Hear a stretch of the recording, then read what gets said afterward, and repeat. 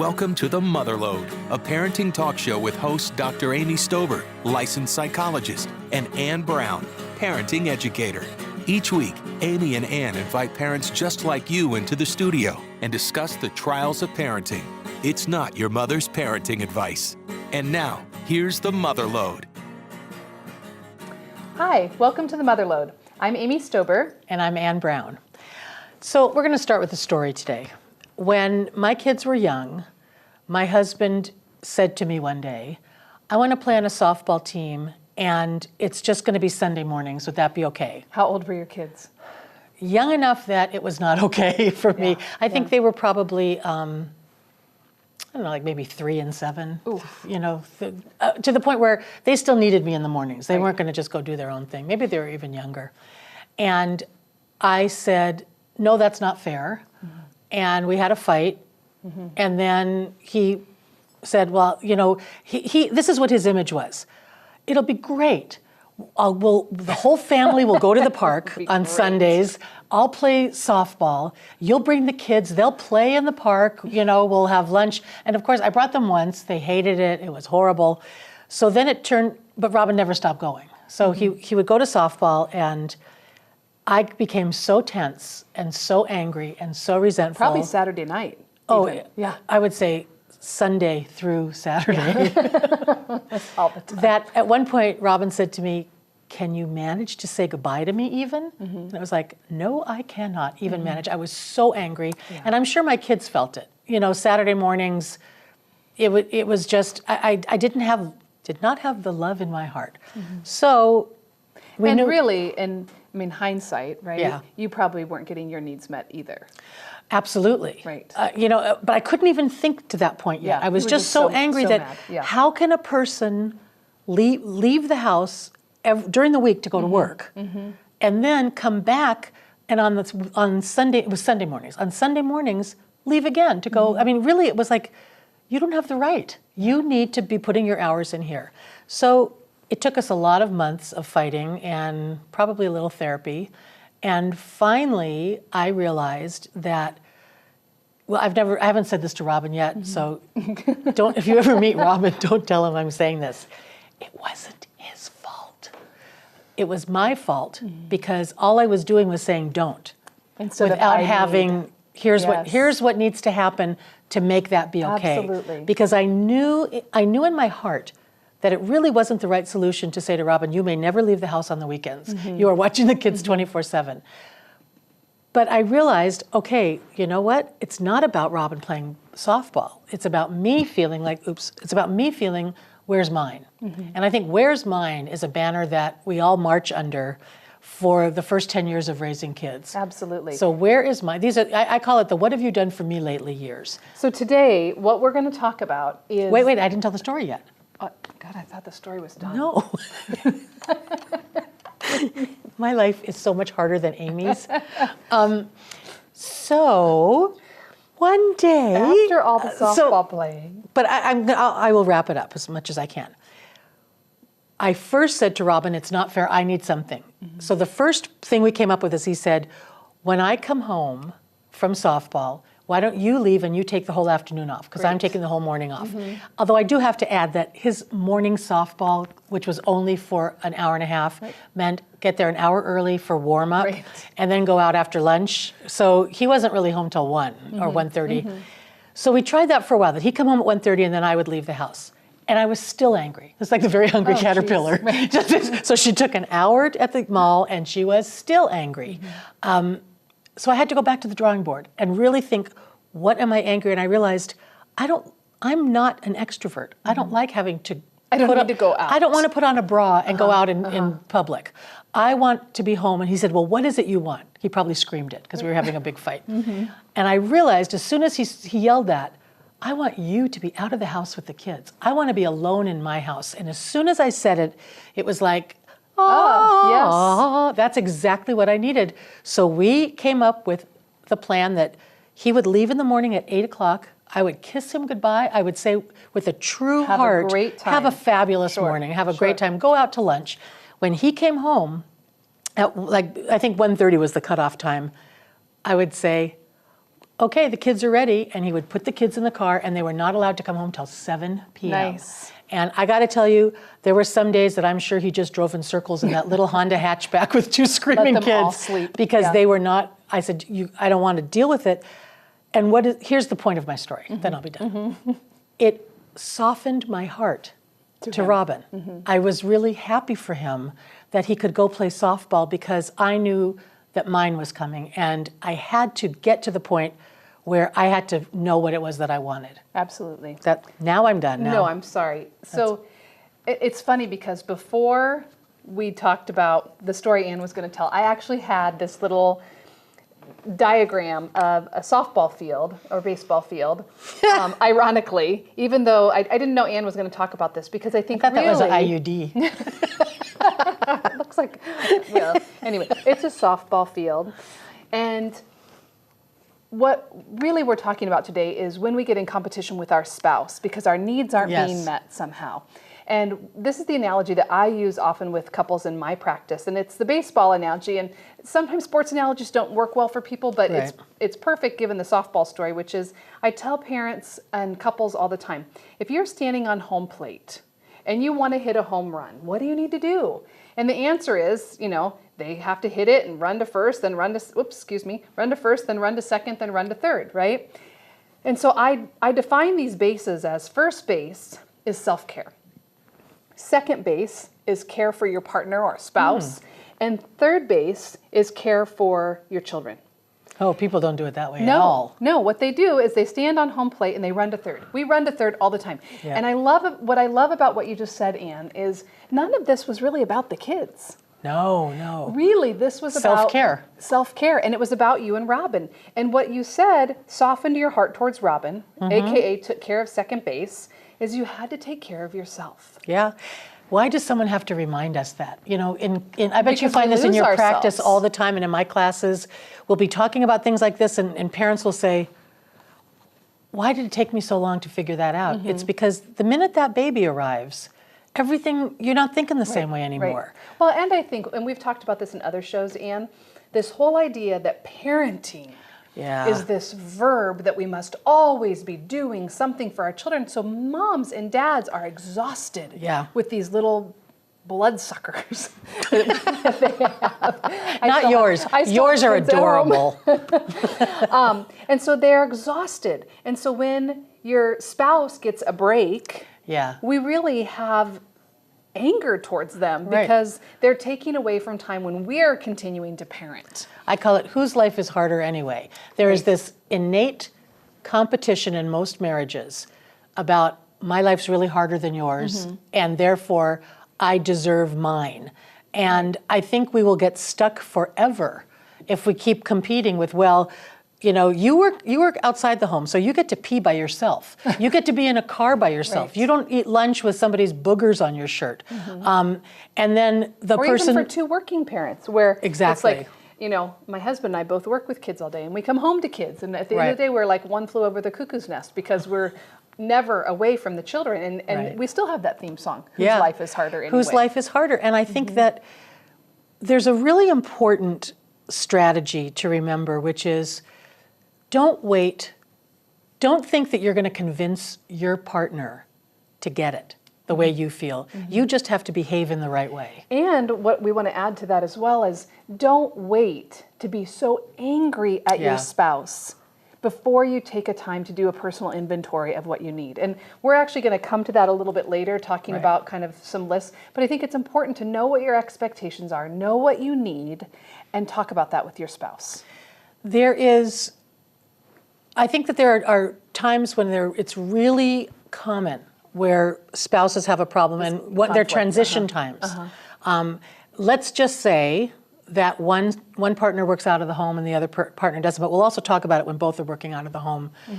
That moment when the partner that works out of the home comes home and the one who's been with the kids all day, and you meet, as Robin used to say to me, I was so excited about coming home and seeing you and seeing the kids, and then I would see your face. And it was like, I'm sure what my face looked like was, take them. And, I have to admit, don't tell Robin, But I have to admit that there were Keep a lot of days. secrets from Robin on here. We've been married 36 years. He doesn't know anything about me. There were days when I had a kind of an easy day with the kids. It was kind of an awesome day, and I lied to Robin. We went to the movies. And no, I took care of my kids, but I stayed home, watched my stories. You know, it just was on. It was easy. My kids were pretty easy anyway. But when Robin came home and he said, "How was your day?"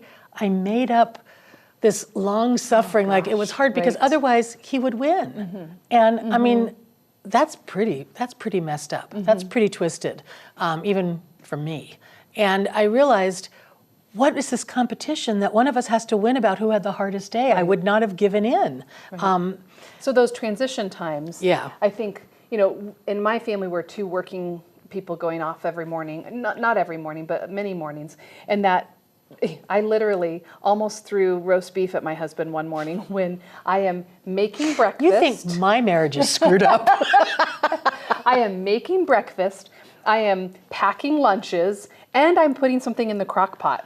And my husband is sitting at the table reading Facebook. Or I have to say, in his defense, I love you, honey. He was actually probably taking a call from one of his patients or checking pages. But I thought he was probably on Facebook. Okay. Nonetheless, my expectation is that he gets no time. Because I'm working, absolutely. I am working right now, so you should be working too. If I'm doing this, you got to be doing this too. Yes. You know, instead of recognizing that if I'm doing this, then maybe you'll have a break, and then you'll help out, and I could take a little bit of a break. But we don't do that. Because we are both when you have kids, when you have young kids, you just are always 100% spent. Yes. And you're looking to the other person to acknowledge that I'm spent. So I think one of the things we have to do is, even if we don't believe it, we have to say to the other person, I get it. You are as exhausted as you can feel.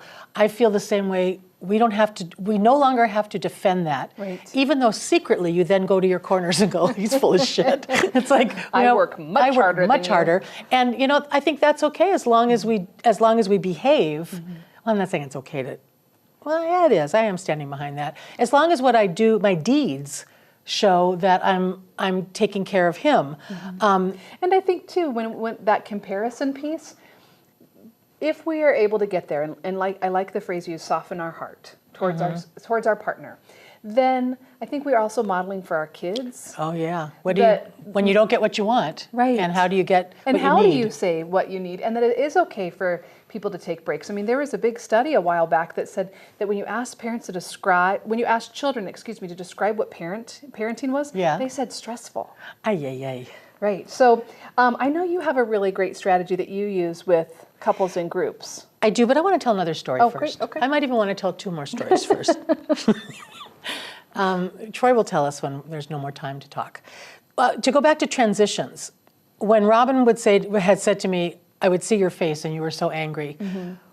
It took us, again, a lot of years and some therapy to come up with a plan. But for our marriage, what worked was, I said to him, when you're done with work, take an hour to do whatever you need to do. If you want to stop and go see friends, because Robin is very social, he's a real extrovert. If you want to go have a beer with your friends, whatever, do that. But when you come home, or after that hour, at a certain time, I need to know that I can count on the fact that you're going to take the kids out of the house because you like the solitude. I like the solitude, and plus then I can make dinner or I can do whatever I want to do. And again, the answer was not how dare Robin stop and have a drink with his friends after work, but the answer was making sure I get what I need.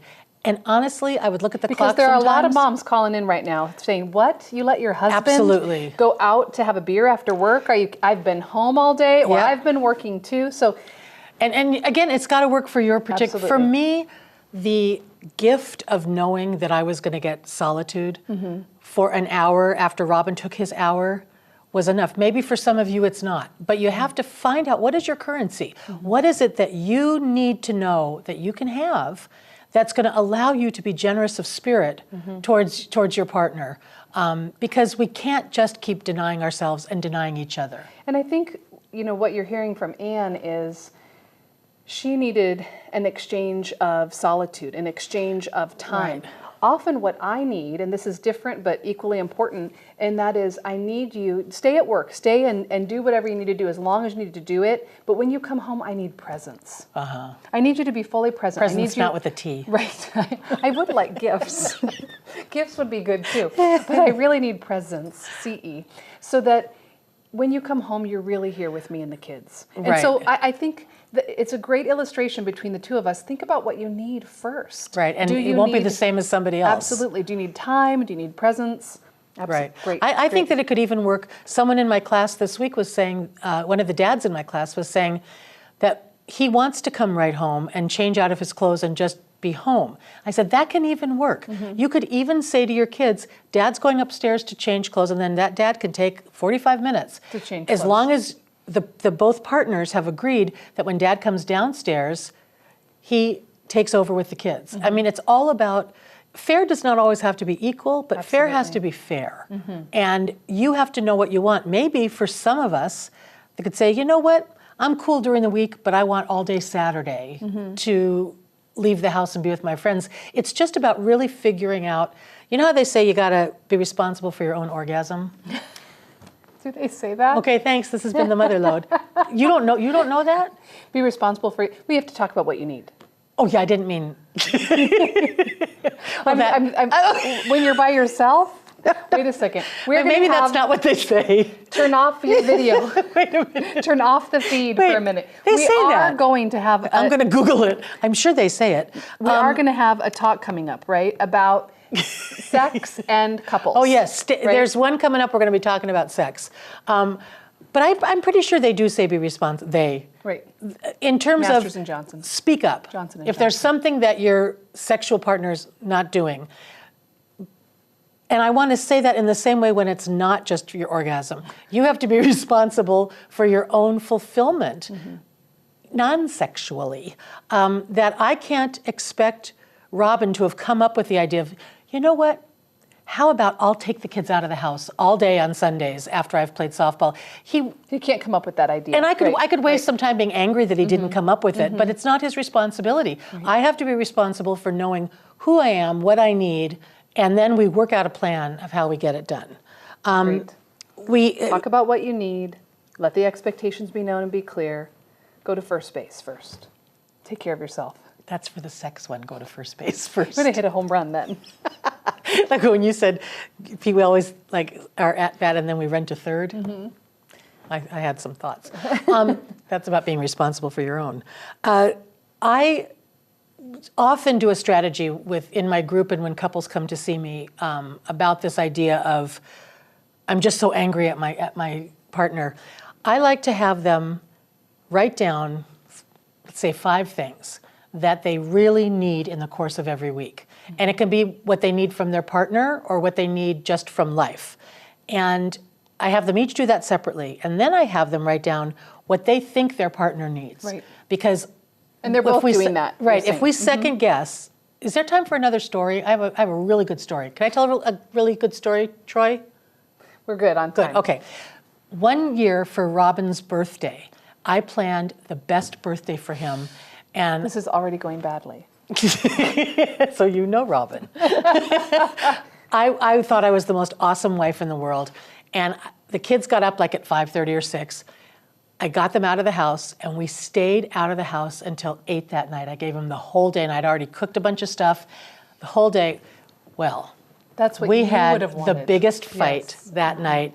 And after we were able to calm down fighting, he said to me, why would you take away my family on my birthday? Why would you leave me alone on my birthday? And I said, because that would be my dream come best true gift. if I never had to see anyone from, see you on my birthday. And I realized I can't, if I had done that strategy with someone, I really would have been wrong. I'd say Robin needs solitude. So first you write down the 5 things you need, and then you write down the 5 things you think your spouse needs, and then you share them.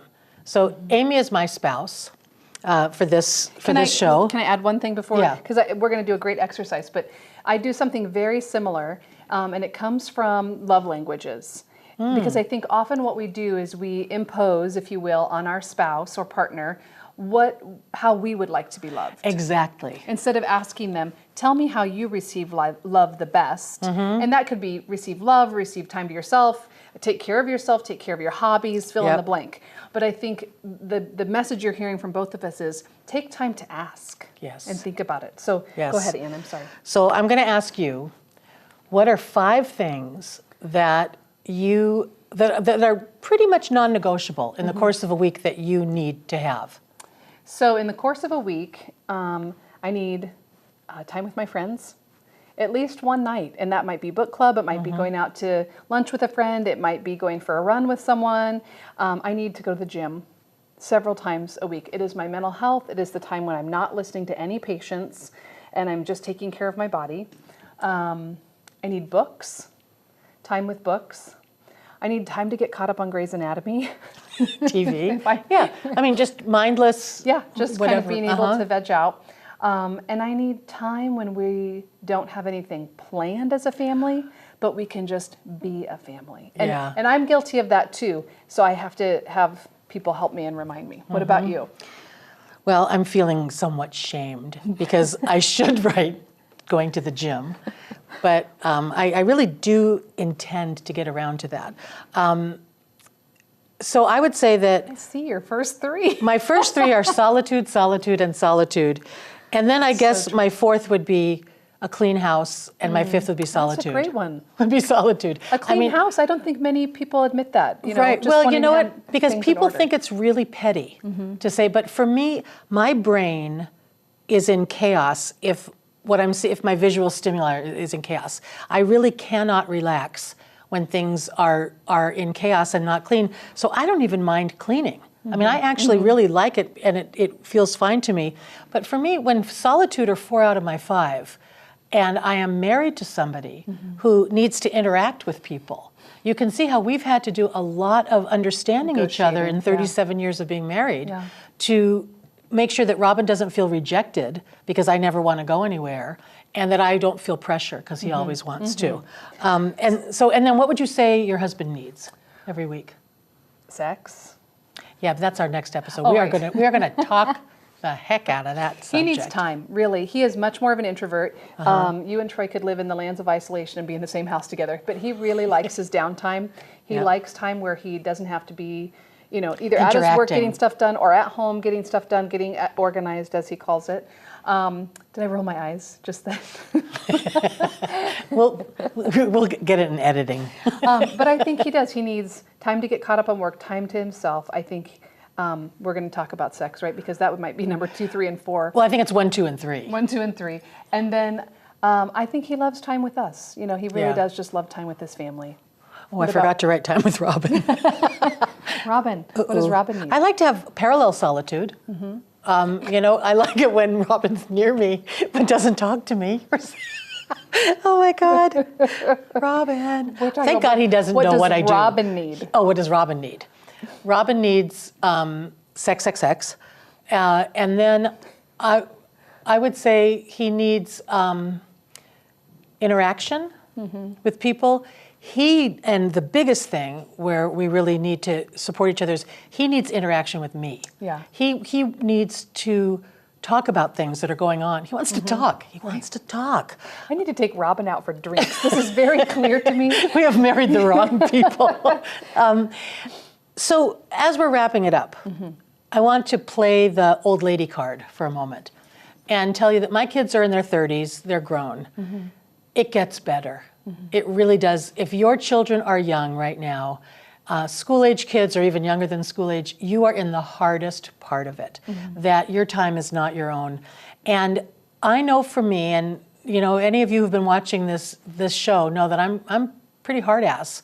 My heart has really, really warmed and softened towards wanting to give Robin the things he needs because I don't have kids who also need anything from me. Now, I do have a puppy and a dog, and that will be another show that we're going to do because I kind of know what it feels like. And let me speak to the other part, right? So Anne's saying it gets better.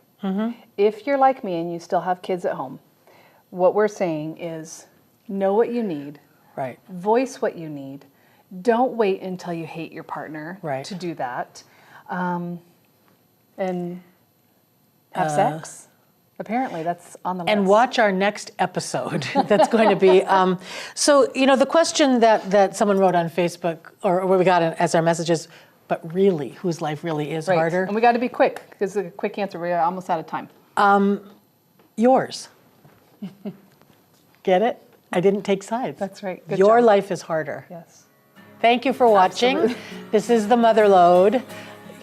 Thank you to Pioneer Pediatrics who sponsor us, and find us on Facebook at The Motherload, Not Your Mother's Parenting Advice, where you're welcome to write in questions. We'll be happy to answer them right here next time we see you. Thank you so much. And remember, Thank you, Amy. Don't parent like my co-host. The Motherload has been brought to you today by the following sponsors: